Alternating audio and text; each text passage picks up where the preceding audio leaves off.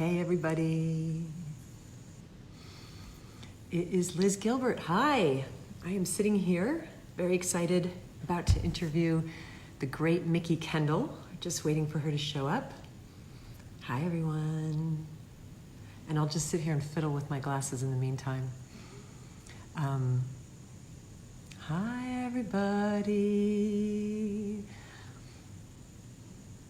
If everybody could not send me requests to join the video unless you are Mickey Kendall, that would make my life so much easier. There's only one person I want to talk to right now. I want to hear from you all, but now why am I not seeing her? Let's see. As you guys know,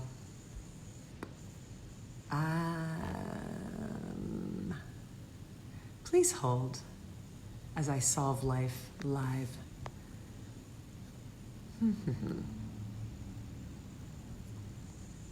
How's everyone doing?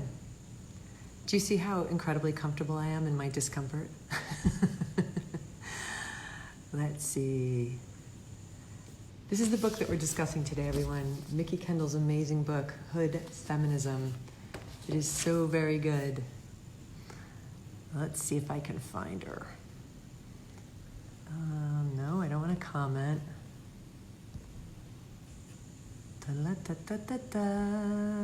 Mickey Kendall, where are you, my dear? Happy birthday, somebody. Good morning, everyone. Hello, London. Hello, Germany. Hello, North Carolina. Let's see. No. The thing about the COVID is that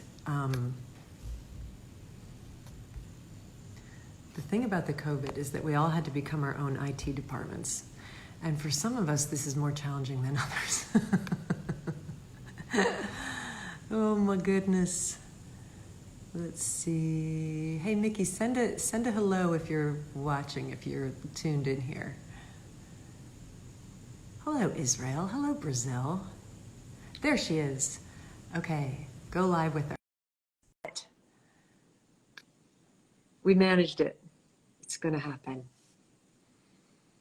Hi! Hi, Mickey Kendall. Hi, Winston. How you doing? I am very well. How are you? I'm good. I was like, the internet has suddenly gotten super slow. What is happening? And then it popped in.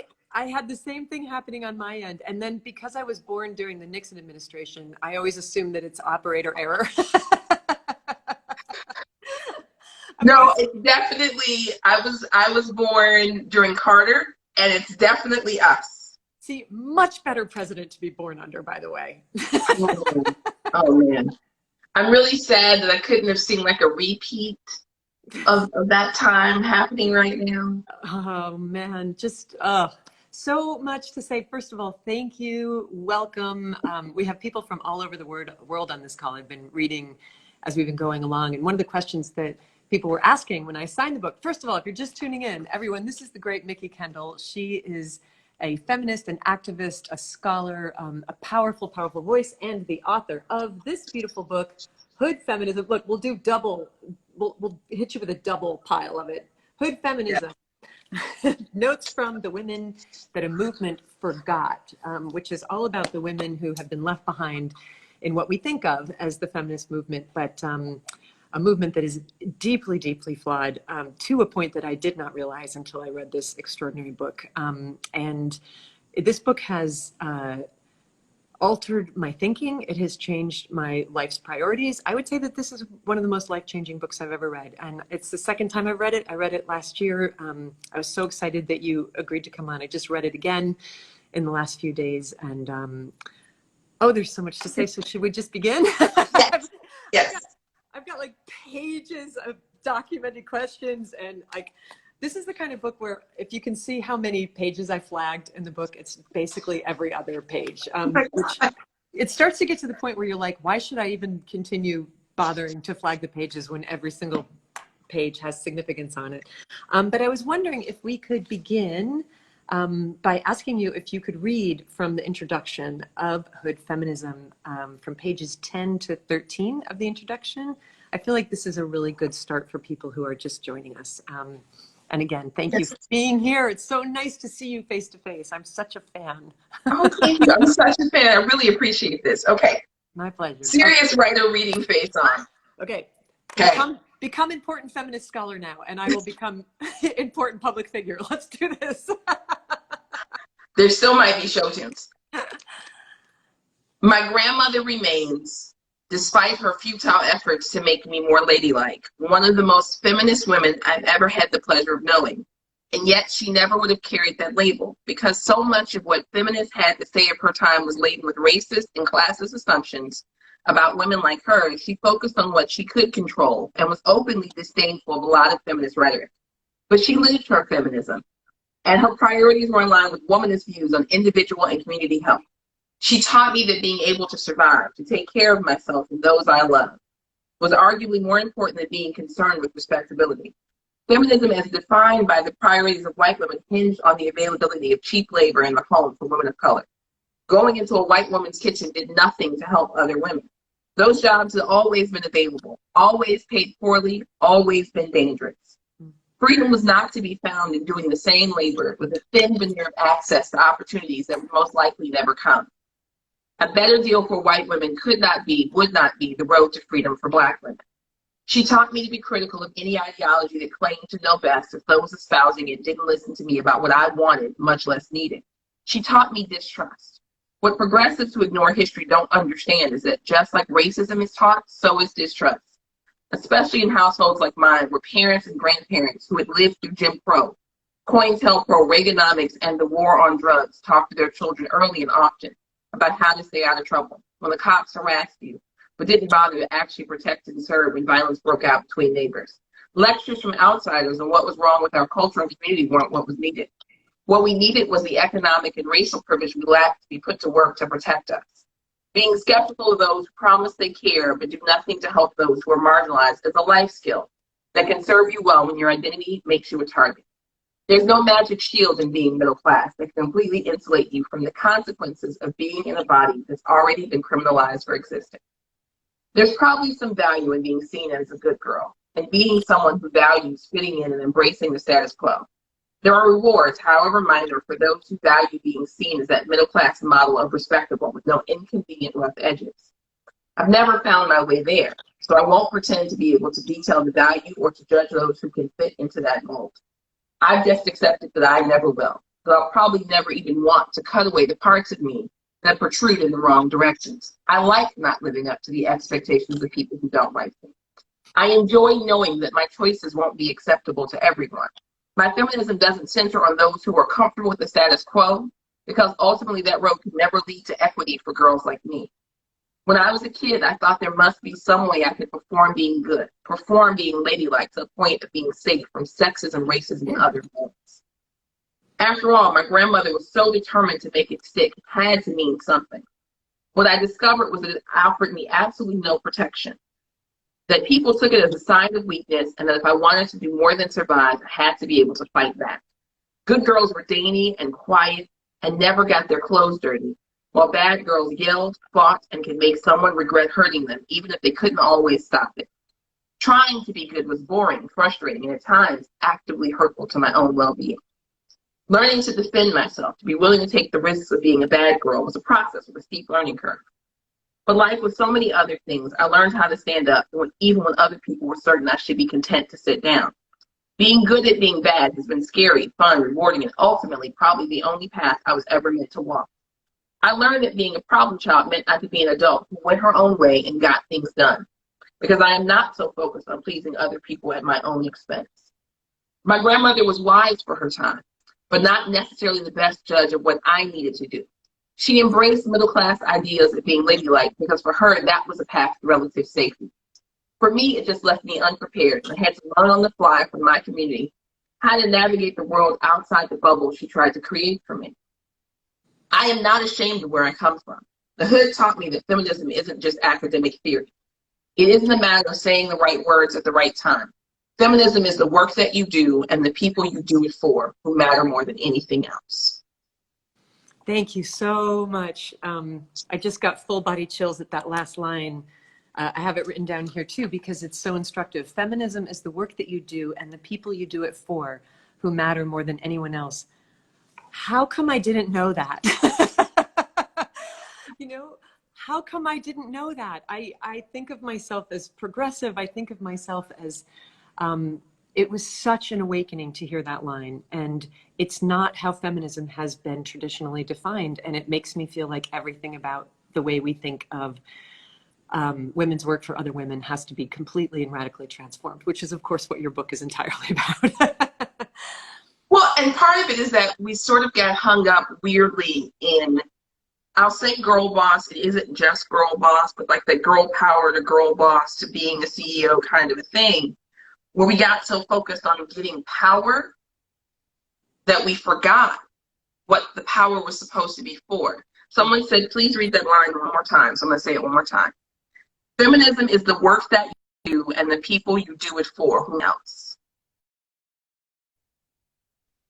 So I think part of this is, honestly, this isn't me dunking on white women and our people down through history so much as it is, we got tied up in the narrative that, so the American dream narrative in particular, that if you just had enough money, everything else would follow. Right. Well, in times of COVID, guess what we're seeing? That's not going to be enough. And the idea is almost that if we could have one woman representing all womanhood at the top of some field or industry or political system that was traditionally led by men, then we could all relax and we could say, look at the incredible gains we've made. You know, look, there's a woman who's the president of this country. There's a woman who's the CEO of this corporation. There's a woman who's breaking through sports in this way. You know, yay, we've done so well. And what you're pointing out is the hundreds of millions of women who have been left behind as mainstream feminism debates questions about whether I should be working in the, you know, out of the house and leaving my kids to be raised by other people, or whether I should be a stay-at-home mom, when there are hundreds of millions of people who don't even have that. Working out of the house and being a stay-at-home mom are not choices that they've got. Their whole fixation is on survival, and none of those questions at the highest level of, as you say, granting more privilege to women who already had privilege are helping those who have been left behind. Right. And I want us to focus on basic needs and survival, because ultimately, if the system that we have keeps so many people at the bottom, right, keeps so many people, you know, in starvation cycles, basically, then we got to fix the system. It's not enough to have, you know, 3 million, 3 billion, 4 billion people. You know, the hunger stats are going to climb in the years, and especially this year. If those people don't have enough to eat, if those people can't stay home during a pandemic, well, we're in the cycle, right? We've improved nothing in the last 100 years. Right. Right. And if a smaller number of people get rich and a larger number of people are, it's no difference now than it was 40 years ago. And one of the things that I feel like you blow up in this book and you express so vividly is the myth, the danger, and the trap of the whole idea of respectability. Some sort of a sense that, from what I understood of you speaking, that there's been a lie that's been told to women of color, which is that if you are somehow able to scrape together enough resources to appear respectable by white standards, which itself is out of reach for so many reasons in so many communities, then you'll be safe. Then your children will be safe, and then you'll be included, and you won't have to experience racism, you won't have to experience sexism. But the way you describe the trap of respectability is that that is actually emotionally, psychologically, politically traumatic, to have to continue to try to put yourself into this very narrow format of what is considered to be all right. So could you speak about that better than I just did? I don't doubt that you can, but. Well, and one of the things is that respectability hinges on the idea that if you just follow some invisible line and you stay within these tiny, ever-shifting boundaries, good things will happen. reality, we know there's no perfect path forward for any of us in general, right? Before we get into race, to class, to anything else, bad things can happen to anyone. But then when you get into the idea that for people who are facing obstacles of racism and classism and all of these things, that you will somehow find the right path over those obstacles without ever offending anyone, without ever being angry, without ever infringing in any way on other people's ideals of what you should be, then I mean, I'm an acrobat in my brain, but I'm not that kind. Like Cirque du Soleil does not make people that talented. There is no way to go through those contortions and come out the other side. And so I wrote about it a little bit. I'm going to read just the teensy bit from one page. Okay. Yes, please do. And for those of you who are just joining us, because people are popping into the conversation, we're discussing the book Hood Feminism by Mickey Kendall, and she's about to read a section on respectability, and this is really important, so listen up, everybody. It is that reliance on respectability that allows mainstream feminism to ignore those who can't speak in the tone that centers on the comfort of whiteness. The tone policing of respectability ensures that the fight for equality becomes the responsibility of the oppressed. It alleviates the responsibility of the powerful and the privileged to listen and to learn. It protects privilege by forcing marginalized people to calmly respond to injustice or risk their feelings being a barrier to resources. It renders even the expression of feminist issues an exercise in navigating privilege, in having to earn your way to be able to critique, express anger or fear, or even ask for help. And it means that white-centered expectations of politeness, of muted emotions, are projected onto the righteous anger and sometimes grief of women of color. Page 92. Respectability requires a form of restrained, emotionally neutral politeness that is completely at odds with any concept of normal human emotions. The emotional labor required to be respectable, to never ruffle anyone's feathers, to not get angry enough to challenge, much less confront those who might have harmed you, is incredibly onerous precisely because it is so dehumanizing. Respectability requires not just a stiff upper lip, but a burying of yourself inside your own flesh in order to be able to maintain the necessary facade. It requires erasing your memory of how it felt to be hungry, cold, scared, and so on, until all that is left is a plastic surface to mask the raging maelstrom underneath. We talk about stress and illness, but the stress of respectability is unparalleled. You muffle yourself over and over until the screaming is in your veins, in your high blood pressure and lower life expectancy. And then as you look around, realize that you didn't even get the respect, the validation, or the comfort that you thought was waiting on the other side. You've pulled away from the messy, loud, emotional spaces that represent the less respectable side of you and your culture, but at what cost? And I wanted to make sure I highlighted that because often when we're talking about race and class and all of these things, we're talking about it as though they're all academic exercises, as though we're not talking about real people experiencing real trauma. And then we say, well, why didn't they respond better?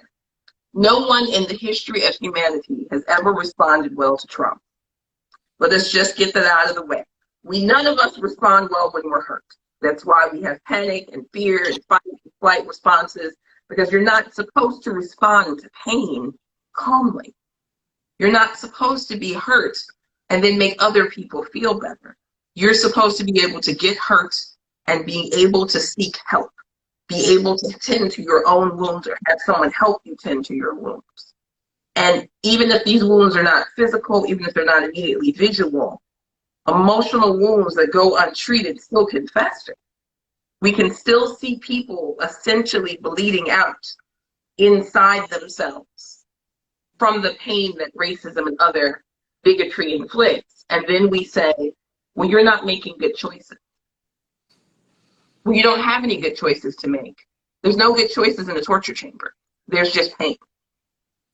And if you aren't safe enough, or I don't even want to say the word brave enough, because to be brave enough to express your pain is to put yourself in a target of danger. So once you start, if you dare to express injustice, now you're actually putting yourself at risk. So if you're not safe enough, or the conditions aren't right for you to be able to do that, and you have to keep eating that pain, it has to go somewhere, right? And so right. the pain's going to be internalized. into the body, and down through the generations in the systemic trauma that gets passed generation by generation by generation, people not being able to express their pain safely. I'm so glad that you explained this to us. And I also just want to point out to white women who are following this and listening to this, this is why it is so extraordinarily important for you to not interrupt or criticize, or God help you, give suggestions to a Black woman when it's your feeling that she's behaving too angrily. This is like, just don't. Well, and the thing all is, you're doing is saying, I need you to be more respectable because it's offensive and frightening to me. And what you're saying is, your pain is just too much for me to handle, so I'm going to need you to put that away. So please stop doing that. well, and especially because, and I'm going to say this as nicely as I can, if you can understand that when a white man tells you to calm down when you're upset, how offensive that is, if you can understand misogyny, I promise you, you can understand racism. And I know that you may think to yourself that this is not a racist act because it's not burning a cross and you're not using certain words. But if you can't stand the fact that someone is hurting and immediately feel like you should be reaching out to comfort them or to back off and give them their space, you've got to work out within yourself why them being upset is freaking you out. It is not their job to make you feel better. No more than you would feel like it was your job to make your sexist boss feel better when you finally snap on him and tell him about himself. Please do that more. I feel like everyone should tell their sexist or racist bosses about themselves and enjoy. Enjoy. I wanted to say one of the things that really struck me about your book was talking about your experience of growing up as a very bright, very bookish young woman, right in the shadow of academia, right? Literally right in the shadow of the University of Chicago, one of the greatest institutions of learning in the entire world. And you wrote about how, it was so heartbreaking to write about how close you were geographically to that institution, and yet how the barriers to that institution were so vast and so prevalent, including students at that school being warned not to fraternize with people in the neighborhood, which was you, that it's not safe. These are, the sense that like these people in this neighborhood are not safe. The school is a safe place and the neighborhood has no access to the school. And as somebody whose nickname as a child was Books, the idea that you could have been this nerdish, like somebody, one of those people who absorbs every bit of knowledge that's available to her, even in a parched landscape, and that you could have been in the shadow of this institution, but not welcome to it. And then this devastating line that you wrote where you said about what was available to Black people and people in the neighborhood at the University of Chicago. You said, getting a job as a caregiver, as a custodian, or in a dining room facility was relatively transparent. But as for accessing anything else, there was no clear path. That might be the most devastating line of your book to me. I was wondering if you could talk about that, talk about what, if anything, has changed in that since you were a young person, and what path of education you ended up feeling like was a clear path for you, including the military as an option. And so over to you for that.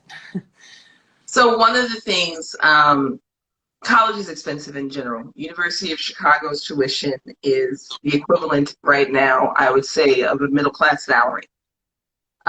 It's a little over 55, I want to say. It might be 60 by now. They have these increases from time to time that just seem excessive.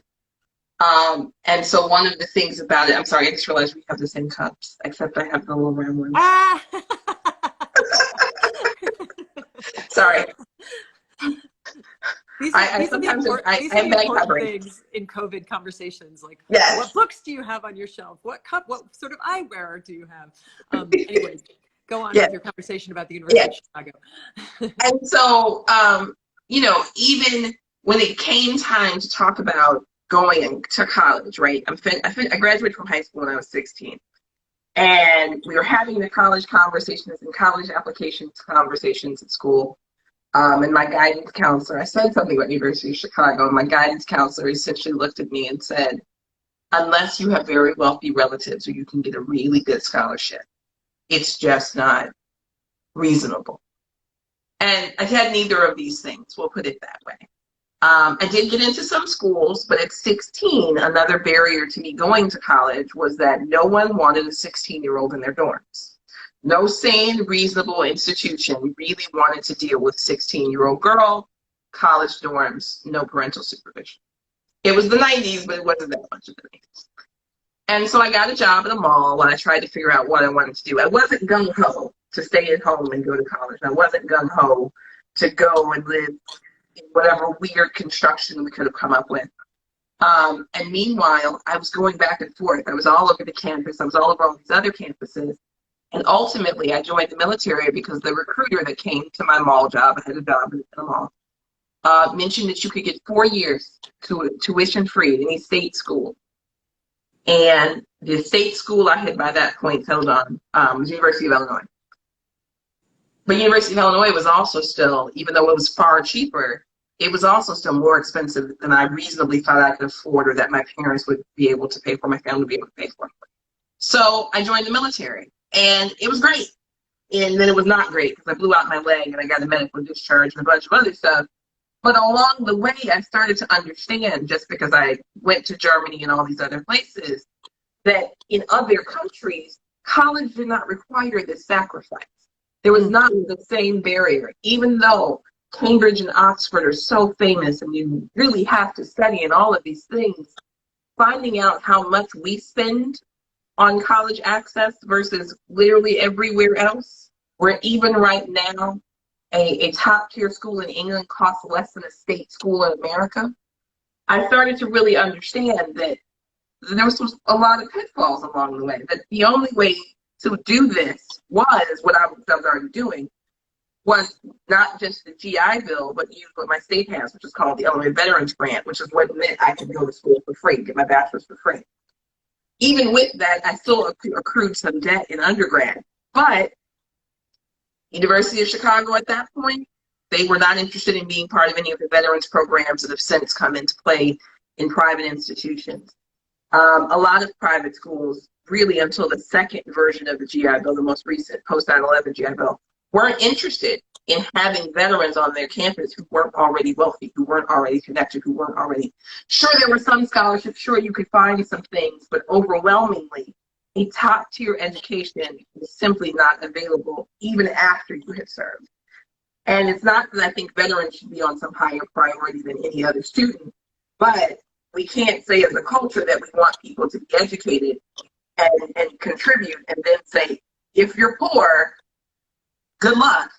It's 6 figures of debt to get to that education. And by the way, you may or may not get a job that ever lets you pay that debt off. And University of Chicago is now brought in scholarships that give a full ride to graduates of public school. But that came into place 4 years ago, I want to say, maybe 5. It is so recent that my child, who was a college student, was in the first year of eligible graduates from Chicago public schools. It is just that recent. He's not even graduated from college yet. He's a senior.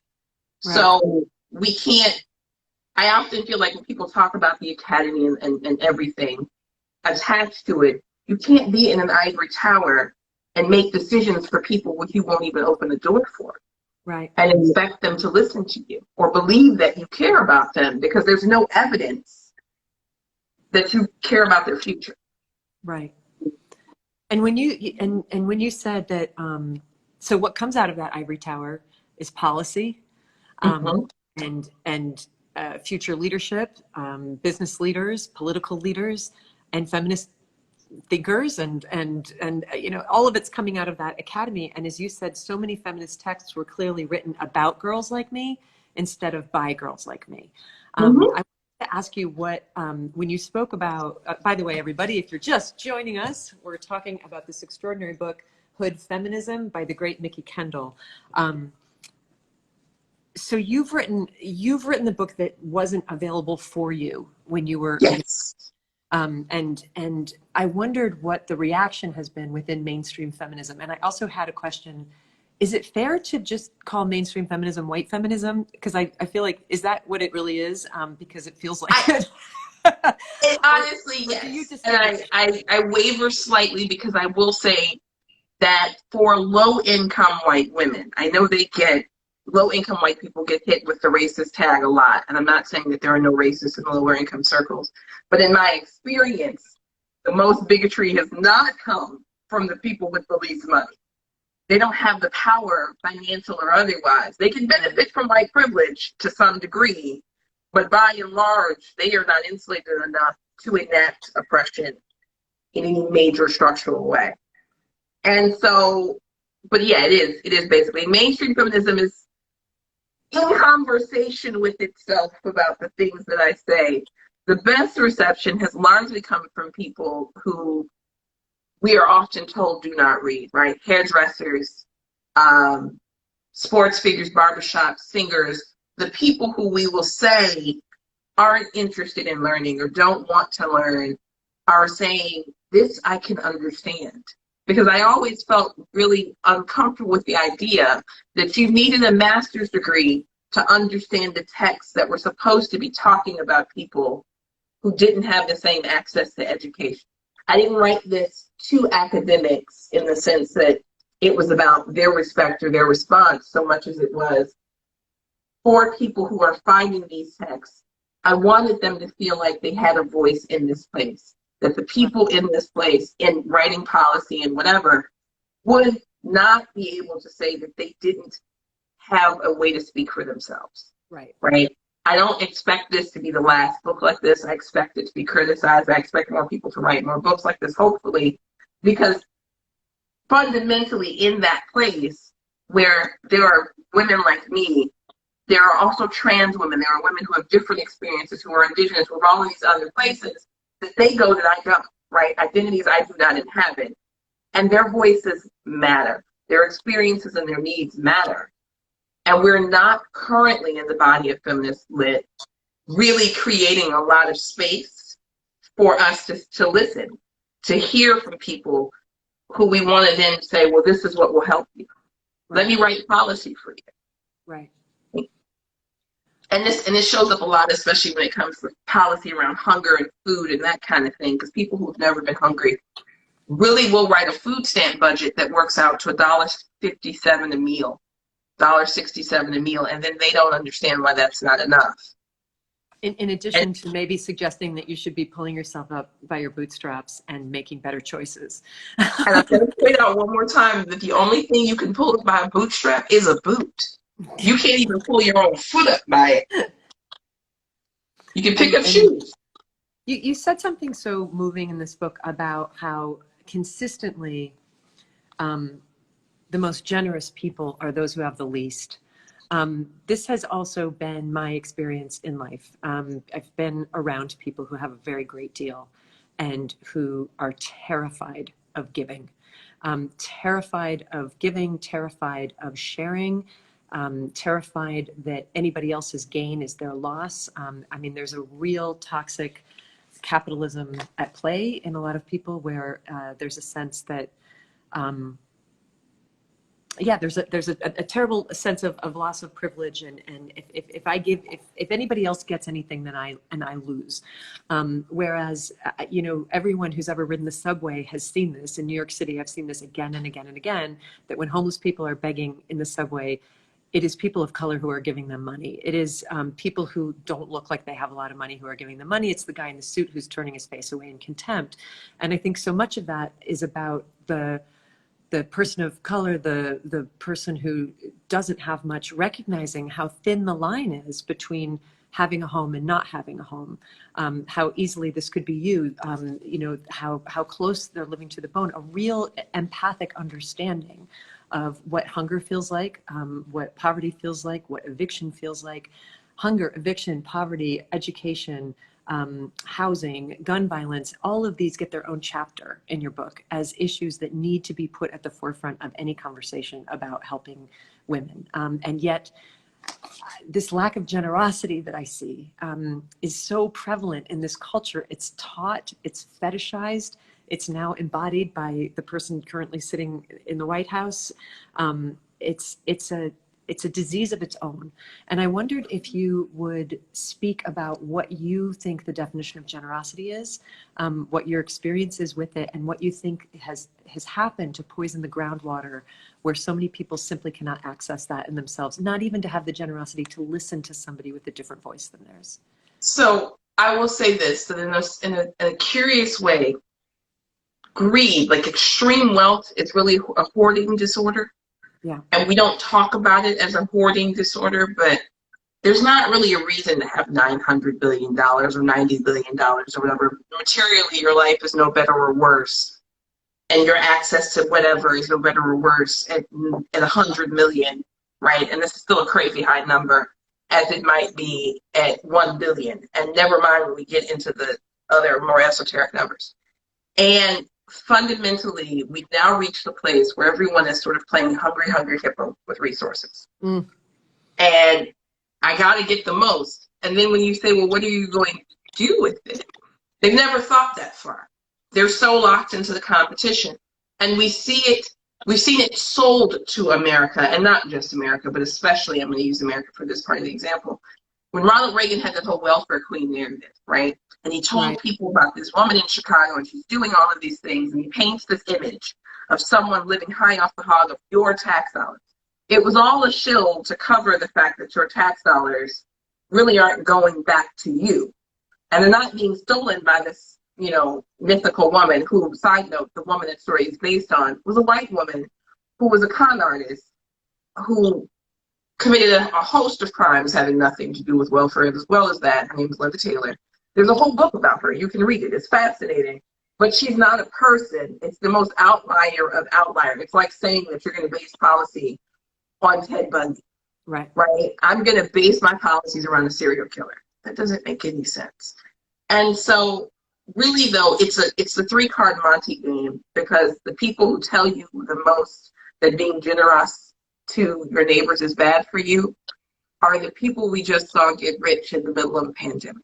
Right. They're the people who have been robbing you blind in the interest of pet projects that conveniently their aunt, cousin, whoever owns the construction company, who are walking off with the shop, and then they're telling you that the scarcity that you experience, which may be real, is because of those people over there taking from you.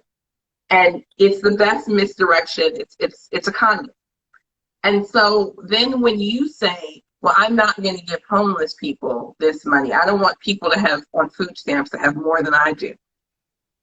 We have a military budget that if we cut it in half would pay for all of those services and more. Cut it by 3/4 and we wouldn't be having these conversations about people's ability to stay home through the pandemic or through anything else.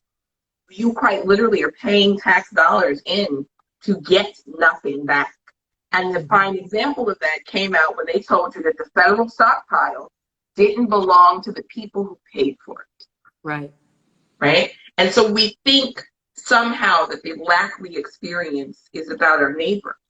It's not your neighbor, right? It's quite literally the people who are supposed to be public servants and other wealthy folks who have bought and paid for those public servants gathering together as they manifest, for a lack of a better way of putting it, this peculiar hoarding disorder, because they want all the cash in their pocket. They literally have a Scrooge McDuck thing going on with less compassion, which is a strange thing to say. I recognize that. But yet Scrooge McDuck would actually be more generous. And they are convincing themselves that somehow this money will insulate them from the consequences. Hence, why we have people saying, well, our economy has to go back to business. Send your kids to school. Go back to work, because they're afraid of losing money for even a few days. Not that they're at any risk of going hungry, not that they're at any risk of anyone they know going without.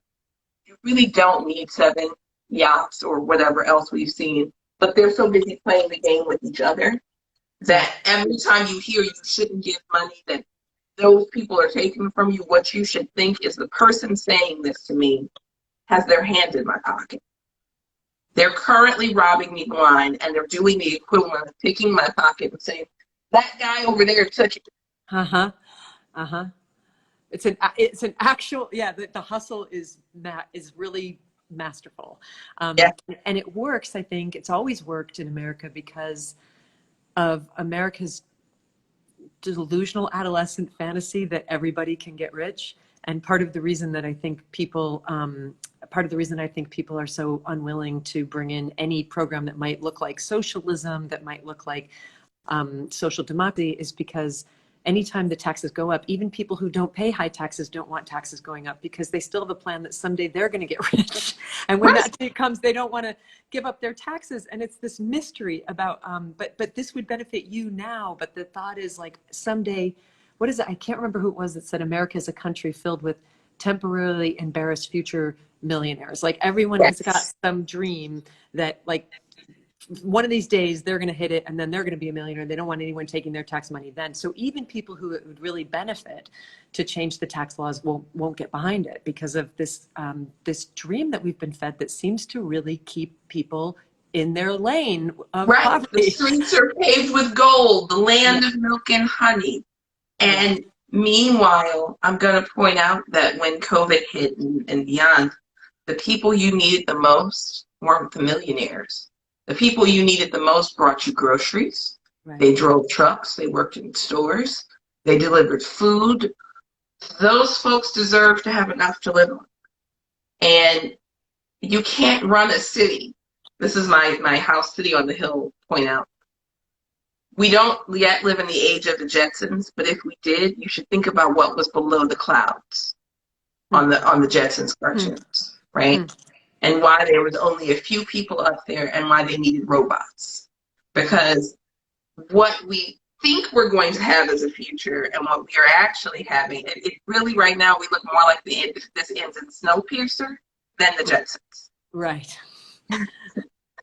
I personally don't want that. Can I just give a nerd to nerd nod for you on those references? Just like, thank you. But yeah, and so we're not a nation of, first of all, we shouldn't want to be a nation of millionaires, right? We really should probably think about what that would mean and who does the work and what we have. And also, we should really think about what does that mean as a meaningless thing. We get to the point, everybody has $1 million, nobody has any food. Right, right. And the house on the hill, the whole house on the hill fantasy is wonderful, but I've met the people who live on the hill, and they're not well.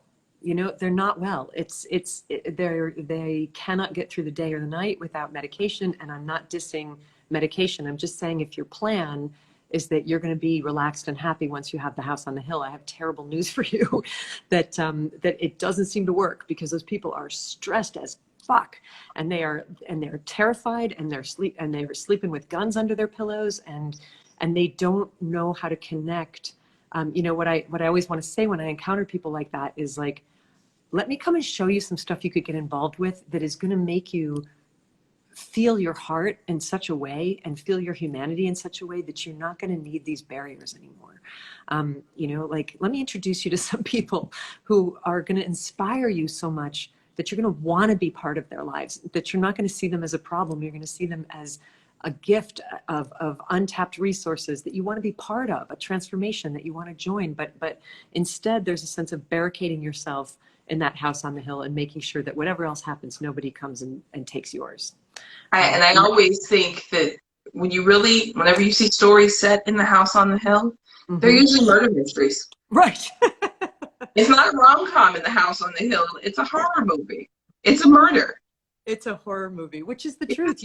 You've isolated yourself so much that now you live in a nightmare, and that is. And I've seen that again and again. I've been in those homes, and there's not much to envy there. You know, there really isn't. So, what I always say is the system's not even working for the people at the top. They're a lot more comfortable, but they're very anxious and they're very stressed in a much nicer house. You know, but the whole culture is ill. You know, and that's, I hope, is something that might be changing. So I wanted to read this one thing that you said, speaking of change and transformation. You wrote, I could be any of the women we have seen brutalized or killed by police in recent years as videos proliferate. I have been verbally abused by a police officer, threatened, harassed, but never assaulted. That's not a statement about who I am or how I engage. It's just luck of the draw. And later in the book, you also say, for Black women, there is no officer friendly. And you speak really eloquently about what happens in gentrification, where when white people move into a traditionally Black neighborhood, they start to see a presence of police as a sign that the neighborhood is safe. Whereas in the Black community, the presence of police is a sign of living under a state of terror.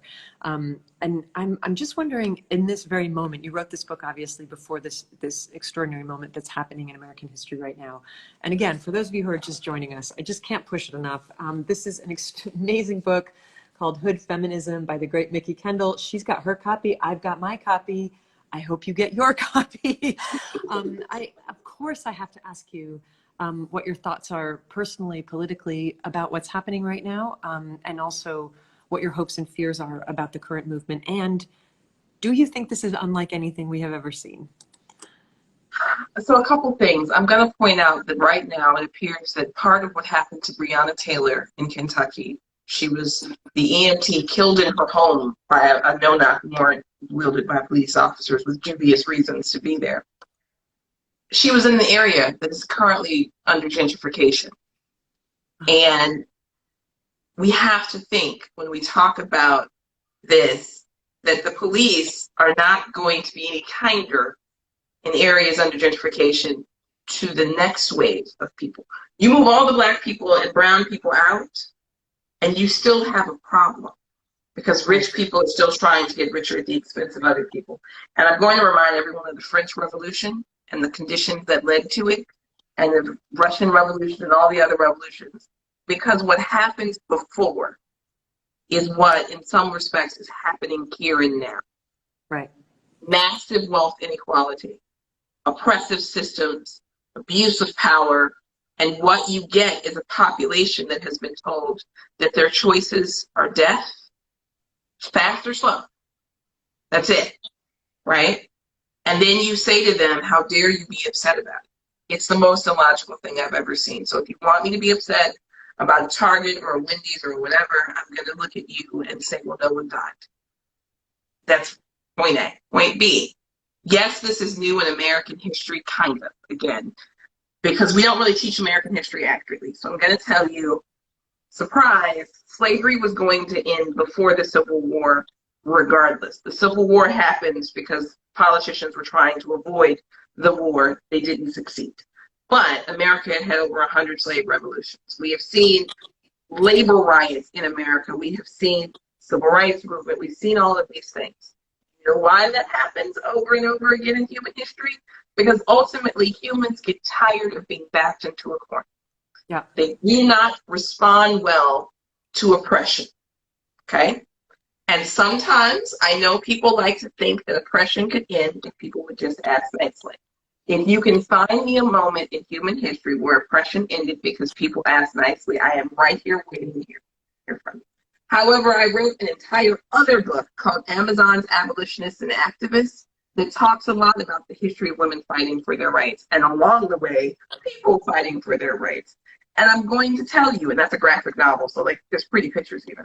I'm going to tell you, even in my research for that book, at no point did I find a place where we could have an oppressive structure and people not fight back.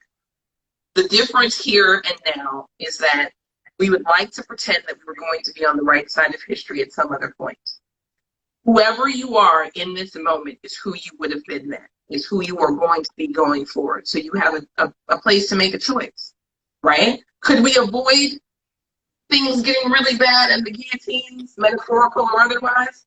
Absolutely. We have the option. The question is not we're going to exercise it. Right. Because the current occupant of the White House did not get there by himself. He did not get there because there were no other people who agreed with him. There are people who chose to vote for the racism who are now upset because they just figured out that the bigot doesn't care about them either. Right. I hope you vote better going forward. I hope that we understand that this moment is where America decides her own future. Which way are we going? Right? Because we can go the way. I know people are going to say it can't happen here, and I'm going to remind you that you can look up Russia. You can look up Cambodia. You can look up literally England, Ireland, any place in the world you can think of and find the point where people said enough. And maybe they were successful and maybe they weren't, but that didn't mean they didn't stop fighting. This is a marathon. So I would hope we choose not to guillotine. Like, Right. just say it. It would be great not to get to that point. But that means we have to do something now. Not later, not when it feels more convenient, not when it's less stressful, but now, because the pressure of the pandemic on communities that were already under pressure because of oppression. Right. And you add in, I don't know if people have understood what they're seeing, so I'm going to say this. This is a detour from my book, but not really. You saw the police pepper spray a little girl in the face. You saw them knock an old man down and then look in the cameras like it didn't matter. You should probably be concerned about where we are as a culture, that someone could calmly, under the cover of authority, hurt the people who look like you, even if they don't look like me. Right. None of us are safe. If none of us are safe, none of us are safe. There's a story that has been coming to my mind a lot lately. Years ago, the brother of a friend of mine was a police officer in Ohio, and he was a very idealistic kind of Eagle Scout who went into policing very naively with the idea that he wanted to serve the community and that this would be the nicest way. He was a nice man.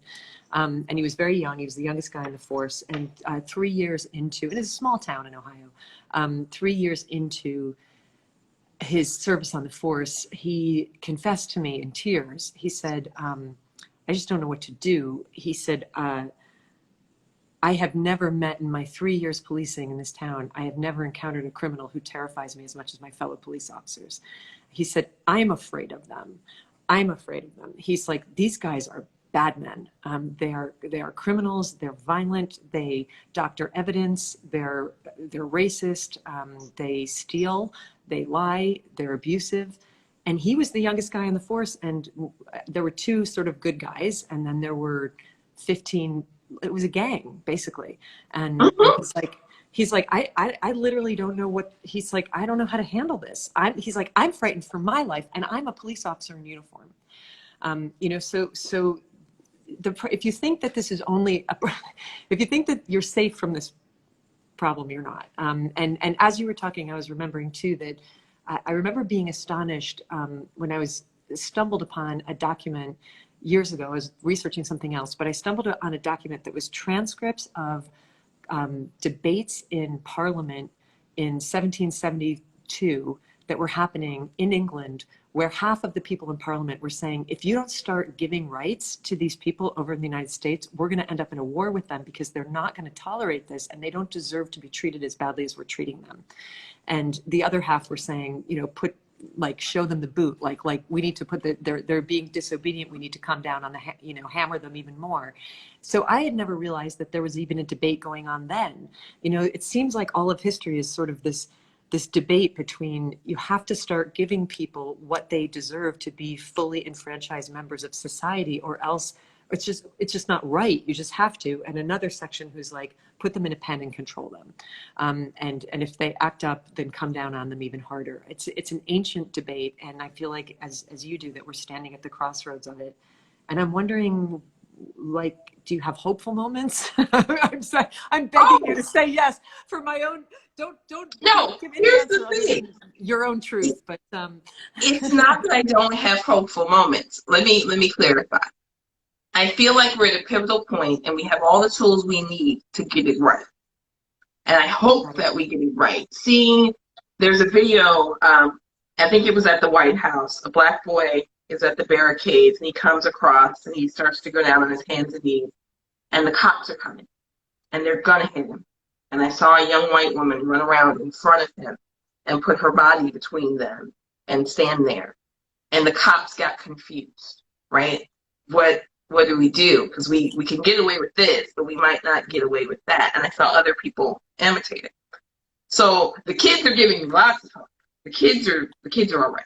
Many of them, not all of them, but many of them. It is just that historically, I think we have often, not always, but often made the wrong decision and then had to go back and revisit it. Right? So the civil rights movement, that could have gone a totally different direction.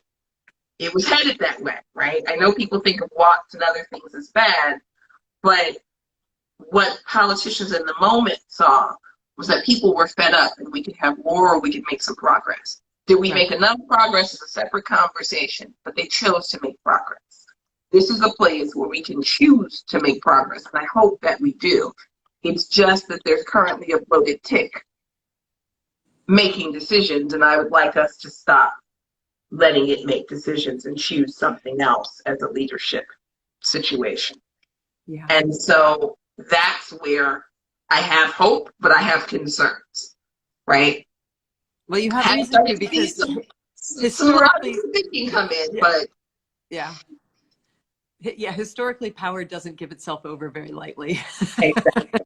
It tends to hold on with white knuckles at all costs, and you know, just I hope that there's enough of a democracy remaining that which is itself another conversation about voter disenfranchisement and elections. And I want to go back to something personal in your book that I was really moved by. I loved the chapter in your book called "The Hood Doesn't Hate Smart People." I've never read anything quite like that. And it stands, so for those of you, again, who are just joining me, let me do another plug. We're talking about Hood's feminism with the great Mickey Kendall, a really beautiful book that is both personal, political, trenchant, extremely important for our times. It's about feminism, but it's also about, as Dr. Brittany Cooper said here a couple weeks ago, you know, a real call to become a better person than you ever intended to want to become. You know, this is what needs to happen right now across the board, is that a lot of us need to become a better person than we ever intended to become. So hopefully that's a movement of morality in addition to everything else. But you spoke about being a bookish nerd girl in a neighborhood that was very underserved and very poor. And I've read that story before, but it's often been told as, you know, that's the girl who's going to get bullied. That's the girl who's going to be misunderstood by her family, held back by her friends and community. She's going to have to cut off all ties to those people who are holding her down. You told such a beautifully different story of what your experience was with being a little girl nicknamed Books in a neighborhood where people were doing almost anything they had to do to survive. And I just wondered if you could share that, because I think it's really important for people to hear this story told this way. I'm going to say this. I would not be where I am today if it hadn't been for my neighbors, if it hadn't been for everyone from the folks at the corner store who, side note, always knew my grades, because the hood looks out for you, right? I could walk home from school, and by the time I got to my grandmother's house, she knew everywhere I had been along the way, because someone would have called, they would have told her, whatever. But also, even though my grandmother dressed me funny, let me just tell you that I was the girl in like the pinafores and the ugly shoes. You all know the shoes, like big pink knockoff shoes. I love how you described, like, you basically were dressed as if you were going to your first confirmation, like all the way into middle school and high school. and it would be so funny, because the same girls, and I won't say I was never bullied, but we all were bullied because we were kids, and kids are atrocious humans. They're learning how to be people. But it would be teasing, right? Those shoes are ugly. Girl, what are you wearing today? Right? At one point, my eyebrows grew in before the rest of my face. So it was like, what is happening here, Dukakis? It was a whole situation up here. It was just like caterpillars waving. And, you know, I could have taken that as like, oh, they're so mean to me. But those were the same girls who not only taught me how to take care of my eyebrows, they taught me how to dress. They taught me how to code switch. They were, when someone actually was bullying me, when I actually was really, you know, getting it, they were the girls who showed up not just to fight for me, but to teach me how to fight. It was never a situation where I was in some, nothing that happened was unforgivable. It was loving. It might have been rough sometimes, but it was always loving. It was always, girl, if you are going to exist in the world, you need better skills than the ones you have. Right? As much as my grandmother wanted to keep me in a bubble, anyone else could see that that wasn't going to work. Right. And it was always, let's make sure you know how to navigate what you're doing, what you want to do. I was in the spelling bee, academic bowl. I went to every nerd tattooed thing, right? Comic books, all of that. And those are some of the girls I still talk to today. I have known them since I was 3 years old. And they still call me books, still tease me, but you will find no one who is prouder of me, no one who is more supportive of me than my community from when I was a kid, right? This book made it to the New York Times bestseller list. But literally the day it happened, I didn't even actually, don't tell my editor this, I didn't actually find out from my editor. I found out from a girl I went to school with. Oh, I love that. She saw it, and books is on the list. Oh, right? There's a Facebook group. There's all of these things. So to me, it's always been peculiar to think that being poor and smart meant that you had to pick one or the other. Because they're nurses, they work in stores, they have all kinds of jobs, right? We were kids who came from not a lot, and some of us didn't make it. But the ones who did, we always look out for each other as best as we can. We still donate back to our old grammar school because we understood that this was a place that let us become great. Heck, my old math teacher found us on Facebook to give us all her photos from our class because she still had pictures of us, that she uploaded. Side note, there were some awkward bangs.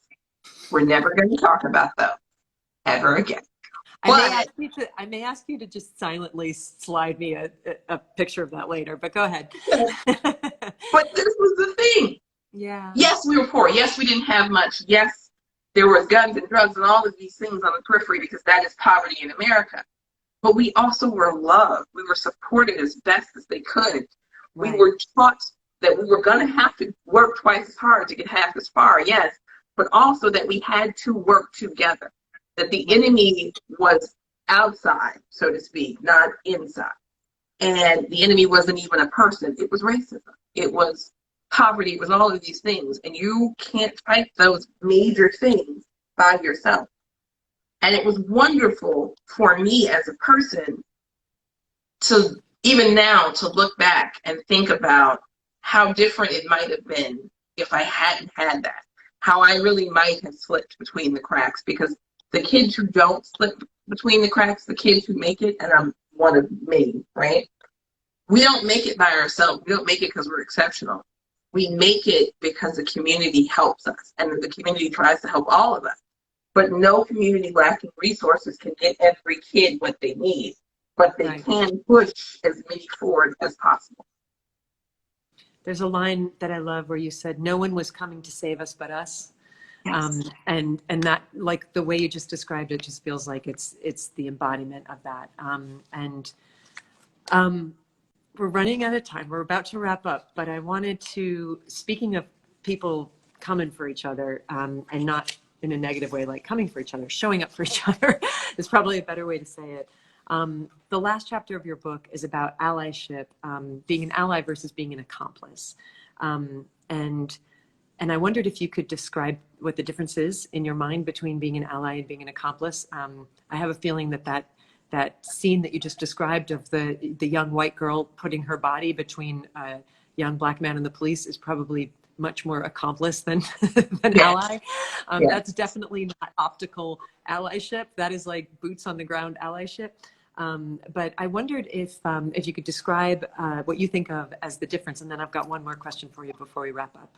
And once again, everybody, we're reading Hood Feminism by Mickey Kendall. So allies, and there's nothing wrong with starting out trying to be an ally. Allies are supportive often from the back. They often are not between you and the danger, and sometimes they're just basically emotional or social cheerleaders, right? So allies might say, oh, this is bad, and reblog a black square, let's say, on Instagram. But an accomplice donates to a bail fund. An accomplice shows up at those boring meetings that they have about school bond funds, police bond funds, all of those things. And they argue against giving more funds to harmful systems. Accomplices show up not just to say, yeah, go you, I fully support your struggle. They get in there and fight too. Right. And sometimes that's arguably more important than being an ally. There's nothing wrong with being an ally in theory, but we have a lot of allies who don't have enough accomplices. Right.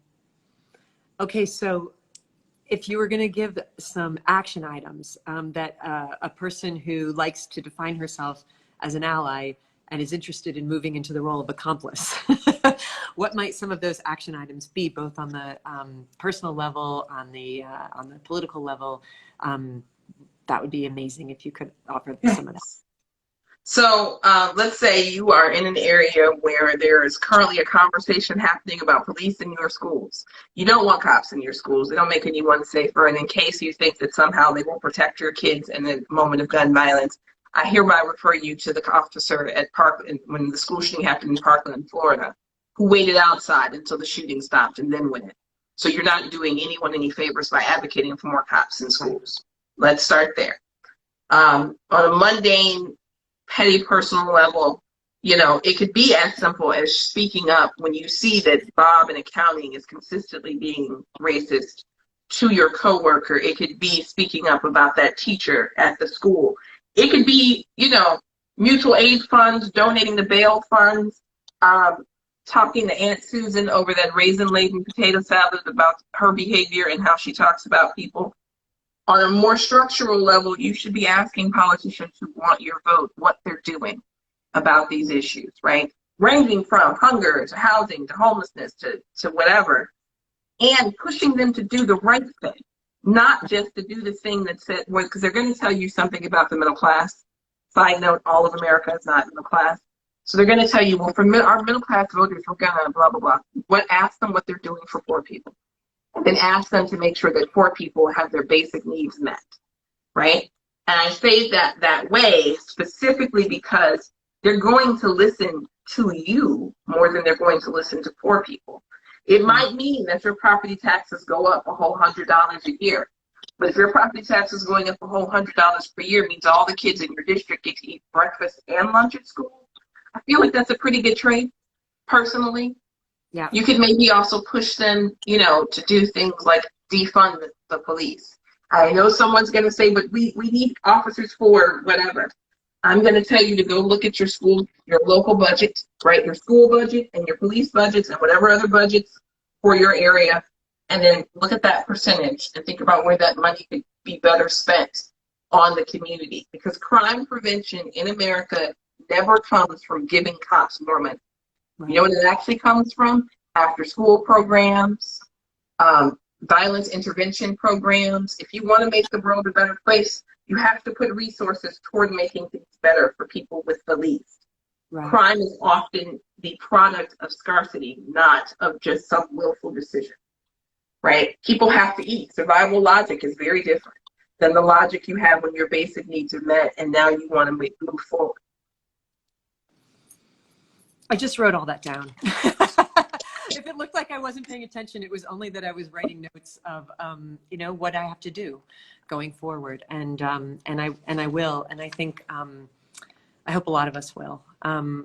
Miki Kendall, one of the things you've said is, each one teach one, and lift as you climb. And you have climbed so far and lifted so many people that in so many different ways and affected so many people in so many different ways. And I am just grateful for your existence in the world. I'm grateful for your voice. I'm grateful for your gifts.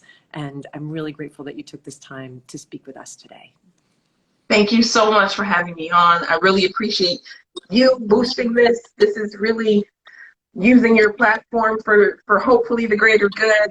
And this is part of that accomplice thing that I talk about. So thank you. Thank you. Take care, Miki. And everybody, last push. The book is called Hood Feminism. It's by Mickey Kendall. I've spoken about how important it is. I know sometimes when you hear somebody say that a book is important, it feels like homework. I just want to add, and I should have said this sooner, this book reads like a dream. It is so beautifully written. It's also a searingly personal memoir. It's a page turner. You know, don't worry, I'm not giving you an assignment to read something that's hard and brutal. Mickey's got an incredible, accessible, fluid, beautiful voice. You'll fall in love with her on the page. And I think that it will change the way that you see the world and hopefully the way that you act in the world. So thank you so much, Mickey. I hope I see you again someday. And, Yes. I really Someday really we'll go back outside again. We won't be grounded. so someday when we go back outside, be safe. And thank you so much. You are an essential worker. I really appreciate everything that you do. Thank you. And thank you again for having me on. Take care. My joy. Thank you. Bye. Bye.